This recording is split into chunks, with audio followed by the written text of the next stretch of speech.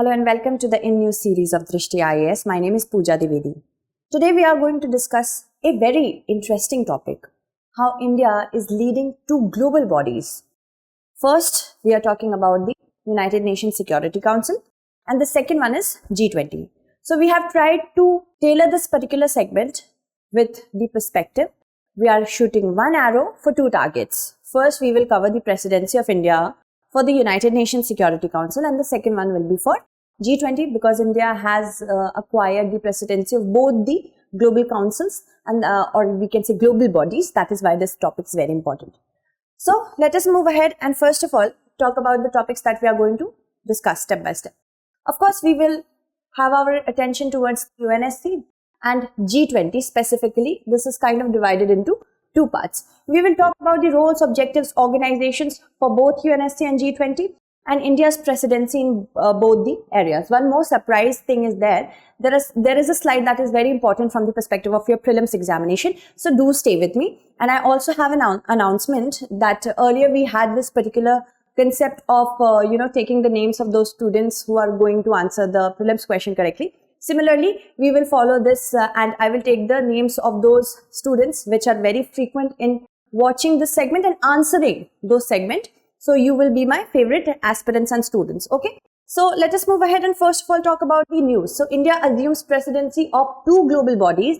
All you need to know about G20 and UNSC. Of course, we have put the concept of this not only from the perspective of the Indian Express content, but also from other authentic sources that we always do. So let us first of all talk about what is the United Nations Security Council. See, the United Nations Charter has formulated 6 bodies, permanent bodies for the UN. UNSC is one of them. UNSC has the aim, or United Nations Security Council has the aim of maintaining international peace and security whenever it is threatened, in which it has gloriously failed. That is why we need multilateralism. Keep this in mind. All the members of the United Nations, they agree to accept as well as carry out the decisions, whatever the Security Council will take. So this body is very powerful because only the Security Council has the powers to make decisions that member states are then obligated to implement under the charter. So it is all powerful body. Moving ahead, if we talk about the basic aims of UNSC, see, whenever a dispute leads to hostilities, the United Nations Security Council can issue ceasefire directive. It can also dispatch military observers or peacekeeping force in order to maintain peace and security. Other than that, if these two aims fail, as in these two moves fail to acquire the intended motive, what will happen? United Nations Security Council can also impose economic sanctions, arms embargo, financial penalties, restrictions as well, and travel bans as well. It can also lead to such moves that might result in severance of diplomatic relations, blockade, or even collective military action. This is also a part that the United Nations Security Council can play a role in. So remember, if prelims question comes like that, what are the moves that UNSC can take place in case the dispute doesn't get resolved? This is handmaiden for you. This we have taken from the website of UNSC only, United Nations only. So for the first time ever, the United Nations Security Council met on 17th January 1946 at Church House, Westminster, London. But after that, it took a permanent home in the United Nations headquarters in the New York City. However, it has met in many other regions such as Addis Ababa of Ethiopia in 1972, in Panama City, Panama, and in Geneva in Switzerland in 1990. And a representative of each of its members must be present at all times at the United Nations headquarters in case any sort of meeting has to take place. So this is the kind of role that the United Nations Security Council plays. Now, if we talk about the roles and powers of the president that India is going to has acquired right now, India has the responsibility of holding meetings of the Security Council, approving provisional agendas, also signing records of the meetings, among other things. Now, as a protocol, India will hold an informal breakfast to discuss the draft program. After that, which of course will be attended by the permanent representatives of all council members, and then the program of work is adopted soon after the breakfast. Program of work is obviously a calendar of priorities. So it will be adopted by India after the breakfast with the help of all members of the Security Council. Now, if we talk about the members, there are 5 permanent and 10 non-permanent members. Okay, let us see the 5 permanent: China, France, USA, UK and the Russian Federation. And then we have the 10 non-permanent members. So what happens that these 5 permanent members, they have their seat permanently fixed. That is why they are known as permanent members. And these rotate. All right. So you can see the term end of every country over here, and India has its ground here. So each of the 15 member states, they assume presidency for a duration of 1 month, and they follow the English alphabetical order. The presidency rotates like that. India also was the president of UNSC for a month in August 2021. Can you tell me in the comment segment for how many times India has become the president of the United Nations Security Council?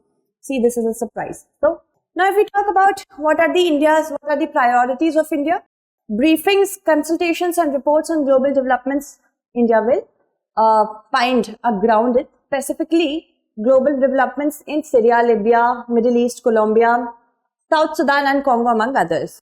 Also, there will be an open debate on maintenance of international peace and security, of course, by new orientation for reformed multilateralism. Here, multilateralism is gaining a lot of momentum, specifically if we talk about the emerging economies, because you see the world right now. It is in a sorry state. Russia has invaded Ukraine. Russia is one of the 5 permanent members, and exploiting this power, Russia, I'm not just talking about Russia, I'm talking about other countries who exploit the powers they have as a permanent member of the United Nations Security Council. They can veto any resolution, so nobody can put sanctions on these 5 permanent members. That is the problem, even if one has the veto power. So multilateralism is on the mind of many countries. You need to reform this council because it is a failure. Apart from that, terrorism is on the list as well. Threats to international peace and security caused by terrorist act. These are what India's agendas are. Now, if we talk about our seat at the table, permanent seat with veto power at the table, many countries of the permanent 5 are supporting our claim, such as France, Russia, UK and US. But China is against our claim, who wants their neighbor to become as powerful as them. Okay, India had previously stated that it is ready to accept the permanent seat using a veto for the first 15 years. For first 15 years, it will have a veto power. Then, of course, this will be a trial method in order to see what kind of vision does India have for the world. So, if it uses its veto properly in a neutral manner, then of course, it can hold a better ground. But let's see what happens. 4 out of 5 permanent members are already supporting us. We just need China. Earlier, China used to say that we are also going to support your claim, because these countries, one of these countries was not in favor. So this is what happened. This is the kind of monopoly and the hegemony these 5 countries want to maintain, that okay, we do support your claim, but see, China is not supporting your claim. So because they know even if one member does not have the consensus, then India won't be admitted. Moving ahead now, let's talk about the priorities for India. Apart from having those priorities, see, Ruchira Kamboj will preside over the council for this month, and she will be the first woman, representative of India at the UNSC. Okay, and the bust of Mahatma Gandhi will be placed in the prestigious North Lawn of the United Nations building, showing that India is a leader of a peaceful world. Also, this particular bust has been developed by created by Padma Shri awardee Ram Sutar. Ram Sutar was the same person who has created Sardar Vallabhbhai Patel's statue for Statue of Unity. This particular bust will be, it will be accepted in a ceremony with the help of 5 incoming new council members: Ecuador, Japan, Malta, Mozambique and Switzerland. Their tenure will start from January 1st, 2023, and these 5 members will replace India, Ireland, Kenya, Mexico and Norway. Now let's talk about the notable works of art at the United Nations headquarters. See, there are many things that have been provided for in the United Nations Security Council, the United Nations headquarters, which are of importance from the perspective of prelims. A section of the Berlin Wall was donated by Germany. The Soviet sculpture "Let Us Beat Swords" into plowshares. A life-size bronze statue of Nelson Mandela gifted by South Africa. Then also the Guernica tapestry after painting Guernica by Pablo Picasso. India also has one of its artifacts there, an 11th century black stone statue of Surya, the sun god. It was donated in 1982 on July 26th, and the statue dates from the late Pala period. It was gifted by the former Prime Minister Indira Gandhi ji. Moving ahead now, let's talk about the G20. Okay, you can see is that a two-parter. What is G20? G20, or a group of 20, is a group of 20 world economies, and it actually took birth in the 1990s. Specifically, if I have to put a finger on a year, it's 1999, and it helped a lot in the crisis of 2008, because the reason it was developed, because of the crisis that was faced by many economies in the 1990s, it was imperative that they created a group of economies which have an impact on globalization. So it helped reduce the global panic caused by restrained economy and restored the economic growth. So this particular group of 20s, it does not have a permanent secretariat. Remember that. This is the prelims fact, and that is why everything is not written here. I can give you certain facts which are not written, so do pay attention. Okay. It has covered more than 80% of the world's GDP, 75% of the global trade, and 60% of the global population. Apart from that, the meeting is also attended by the non-members, International Monetary Fund, World Bank, United Nations, and World Trade Organization. This map is showing us who are the members of the G20. Okay. Then G20 countries include, of course, India, China, Russia, Turkey, Saudi Arabia, South Africa, Indonesia, Australia, Japan, and South Korea.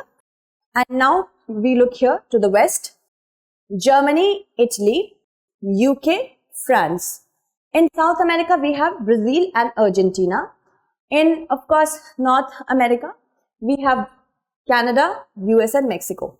There are certain countries which are guests, who are Spain, Guinea, Senegal, Norway, Netherlands. Apart from that, also Vietnam and Singapore.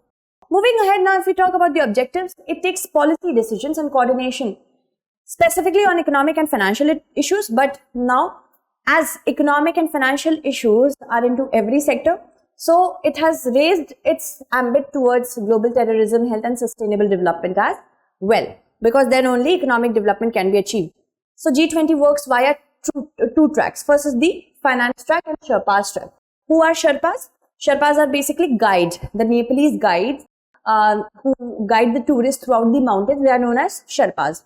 So similarly, we have a guide for the Sherpa track, that is Amitabh Kant has been is the Sherpa of the current G20 during India's presidency. So the work of the both tracks are having their own separate meetings. Sherpa meeting is going on in Udaipur. So Sherpa track is still going on, and what happens that Sherpas and financial track, whenever they have their agenda on papers, they prepare the leaders' declaration of communique, which is the final outcome of the G20 summit. So they are to assess the leader of the state, that is Prime Minister, and for other countries it's President. So what do? They coordinate their work in such a manner that they can help the leader of the country in order to represent their country. Now let's move on and talk about what is India's agenda. First of all, we have invited many guest countries during our presidency. First is UAE, Bangladesh, Mauritius, Egypt, Nigeria, Oman, Singapore, Netherlands, and Spain. Okay. Now what happens that there is a term called the Troika.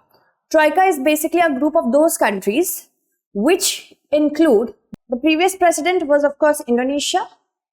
India is the current president. It will remain president till November 30th, 2023. And then we have the future president, that is Brazil. Alright. So what happens that whenever there is a need of continuum in policies, there is a need of continuity in policies of the G20. That is why it happens so that previous, present, and the future president of the G20 remains in one cart, that is the Troika. Okay, and this is for the first time ever that 3 developing countries are in this Troika.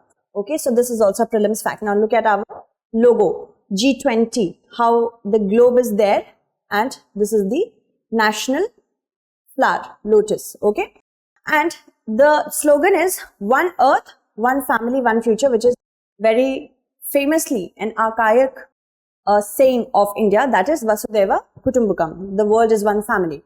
So India is leading the global south. It is the voice of the global south. It will take the lead in pushing on for collective action on many things such as climate change, climate justice and sustainable development, because External Affairs Minister says that these are the things which often get sidetracked because of some other dominant issues. And also, India wants to depoliticize the global supply of food, fertilizers and medical products. Specifically, here we are talking about the ongoing Russia-Ukraine war, how a trade with Russia for India has become a political subject around the globe. Why should anyone else decide for India? If they are deciding for themselves, why should anyone else decide for what India should do? Now, apart from all these matters, for the next year, 2023, India will host more than 200 meetings across 50 cities with the help of officials, civil society, culminating in a marquee meeting next year.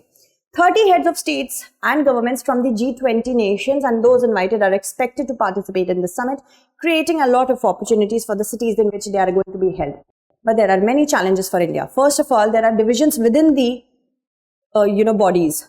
Russia and China are in one, you can say, basket. USA, France and UK are in another basket in the United Nations Security Council. So how will India go for consensus? How will India go for consensus when there is a division? That is one of the challenges. Similarly, the same problem is with G20. The entire globe is going through inflation because of the economy getting back on track after the COVID-19 pandemic, and other than that, the Russian-Ukraine war. Climate change also is a problem. Because of these two issues, climate is being sidelined. And multipolarity versus hegemony, this is one of the most pressing issues that India will have to face in the future and the current times. Not the previous hegemonist countries want to give their ground to the developing countries. No one wants to let go of their power, right? So how will be the issue resolved if the developed and the developing countries are not on the same level?